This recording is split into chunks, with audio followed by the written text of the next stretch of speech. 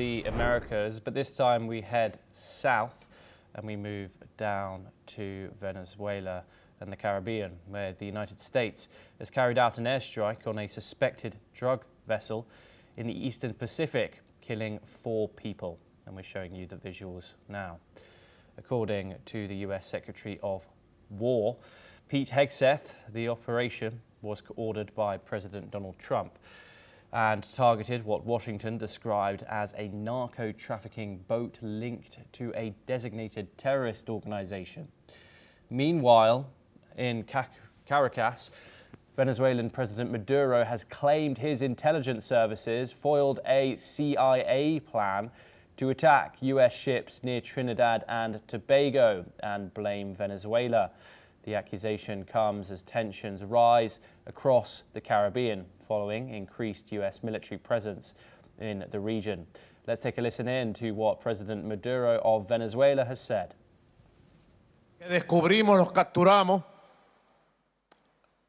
A los mercenarios capturados han declarado todo y peinamos la zona y hemos capturado nueva gente allá en el oriente. Un plan donde la propia CIA, con toda la maldad que la caracteriza, iba a atacar las propias naves de Estados Unidos. ¿Y a quién le iban a echar la culpa? ¿Qué creen ustedes? Si aparecía explotando por allá una nave gringa en aguas limítrofes o en aguas de Trinidad y Tobago, ¿a quién le iban a echar la culpa? ¿Y para qué le iban a echar la culpa a Venezuela? Para justificar una escalada y un enfrentamiento entre pueblos hermanos. Así que nuestra inteligencia y contrainteligencia ha vuelto a tener un éxito y ha doblegado y ha derrotado el plan macabro de la CIA contra el pueblo de Venezuela y Trinidad y Tobago. Éxito rotundo. Felicitaciones. Okay, Rubindo, we've seen this before, of course.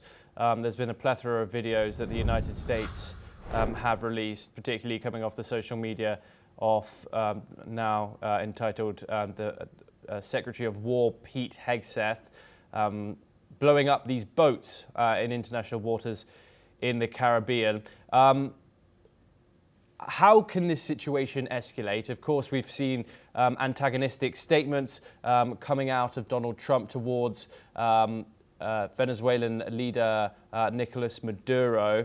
We've seen movement from and much more presence in the Caribbean from US warships. The biggest aircraft carrier in the world is now present in Caribbean waters. What are your thoughts on how this situation might develop going forward, given President Maduro's statements and how he wants de-escalation, but of course is willing to mobilize ground forces, ground troops, if the situation were to, in fact, escalate?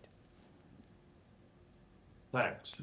No, sure. I mean, we just don't know. Too much is cooking out there. You know, one is America's so-called war against the narco terrorists, they call them, or the, you know, the seaborne trade and the submarines and the boats. That's one.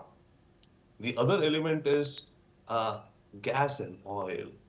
You know, the Trinidad, Tobago and Venezuela, the Gulf out there, offshore gas is there.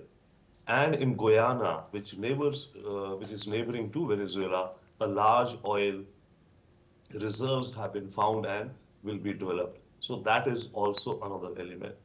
And then America, I think, is signaling and clearly saying that in this region, it is my backyard, because, you know, China has been making inroads with some of these countries in the Caribbean through its various Belt Road initiatives and projects. So America does not want that also happening.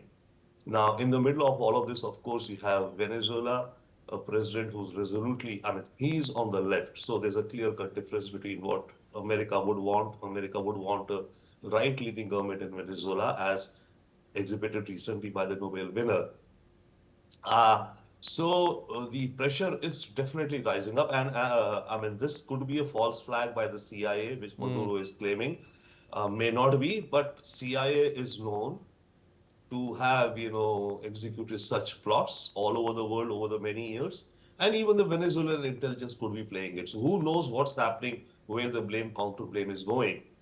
Lastly, in terms of, Maduro mobilizing the people and even handing out, rifles and arms and all to the people, militias, it will have no impact because America will be, I mean, no American soldier would set foot in Venezuela so that the Venezuelan army fights them, man to man.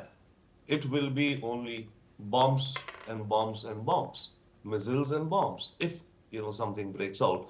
So Venezuela, of course, is in a very weak position, but it is standing up for what it thinks its national interest is. It's standing up very strongly. Rabinda, of course, as you've said, Maduro is a communist government, a left-wing government. We've seen American interference in the Southern American continent before. Do you see a problematic pattern here? Oh, absolutely. And it is known, public knowledge, Trump has himself said that he's authorized the CIA for, for covert operations in Venezuela. We don't know what those could be, but something must be cooking happening. So definitely, yes, I think very, very challenging times ahead for Venezuela, I would say. Yes. Rabinda Sachdev, thank you very much for joining us here on the programme and giving us your insight. It's a pleasure to have you on the programme.